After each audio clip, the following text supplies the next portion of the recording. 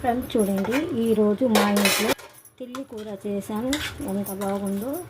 తిల్లి మంచిగా ఉల్లిపాయలు వేసి మసాలా అంతా వేసి దినుసులన్నీ పొడి చేసుకున్న మసాలా వేసుకున్నాను.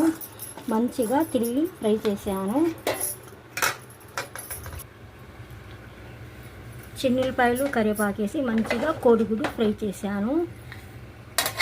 రండి, ఈరోజు కోడిగుడ్డు ఫ్రైలో మజ్జిగ చారు చేశాను. మజ్జిగ చారు మాత్రం బ్రహ్మాండంగా సూపర్గా ఉంటుంది.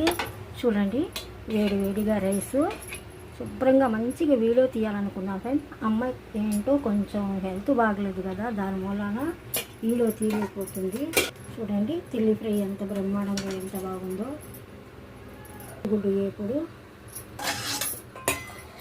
చూడండి, సూపర్గా. మజ్జిగ చారు అంటే నాకు భలే ఇష్టం ఉంటుంది.